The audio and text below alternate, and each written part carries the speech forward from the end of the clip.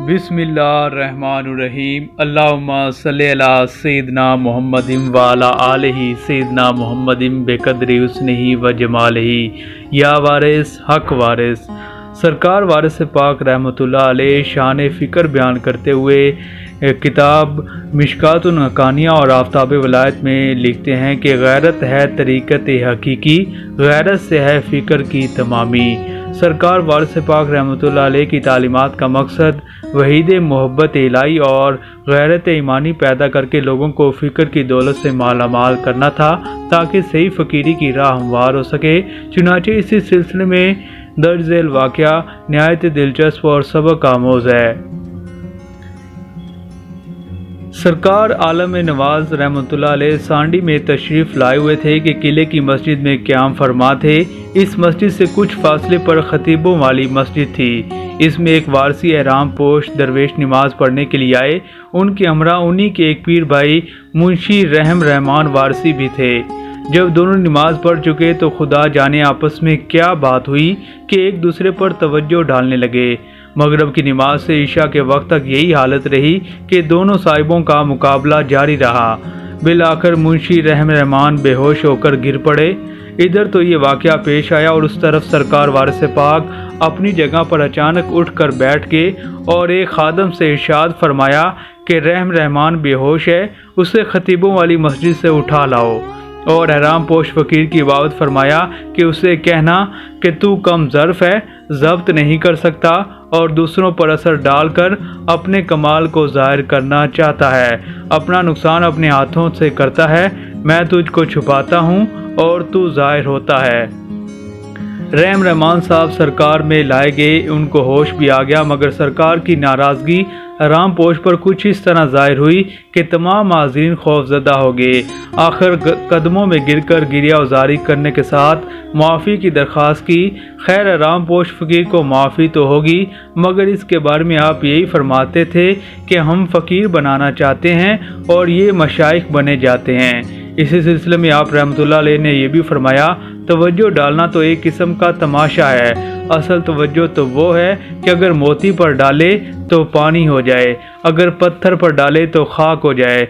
नज़र की जो लानियाँ ना पूछो, नज़र हकीकत में वो नज़र है। उठे तो बिजलियाँ पनाह मांगे, गिरे तो खाना ख़राब कर दे। चुनाचे आप रहमतुल्लाह अलैह की निगाह फैज़ असर की यही शान थी कि किसी की नज़र मिलाने की जुर्रात ना होती थी।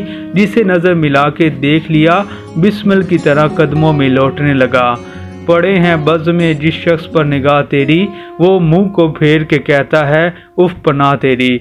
चश्मे वारिस से मुतल्लिक़ कैफियत चश्म इसकी मुझे याद है सौदा, सागर को मेरे हाथ से लीजियो कि मैं चला। सरकार वारिस पाक रहमतुल्लाह अलैह की आंखें अनवार इलाही की तजल्ली गाह थीं। मशहूर था कि आप मुशाहिदा करा दिया करते थे। इस बात को बड़े बड़े उलमा अपनी लंबी लंबी तकरीरों में ना समझा सकते थे। आप एक निगाह तेज़ असर से इस बात की हकीकत दूसरों तक पहुंचा दिया करते थे। आपकी एक जुम्बिश निगाह ने ना जाने कितने तालिबान हक की दुनिया बदल डाली है। खिर्द के पास खबर के सिवा कुछ और नहीं, तेरा इलाज नज़र के सिवा कुछ और नहीं। सरकार वारिस पाक रहमतुल्लाह अलैह की निगाह नाज की करिश्मा साजिन से मुतल्लिक एक और दिलचस्प वाक़या आपके गोश गुजार करते हैं। सरकार सैयदना वारिस पाक रहमतुल्लाह अलैह अनाओ के वकील तफज़्ज़ल हुसैन साहब के यहाँ तशरीफ़ फरमा थे।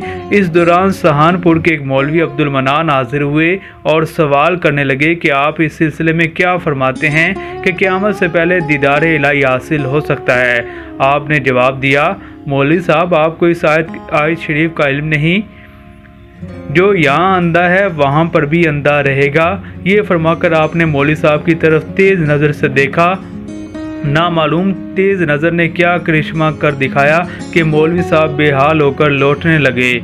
नाउक लगा जिगर पे तो दिल पर सना लगी, कारी लगी नज़र तेरी काफिर जहाँ लगी।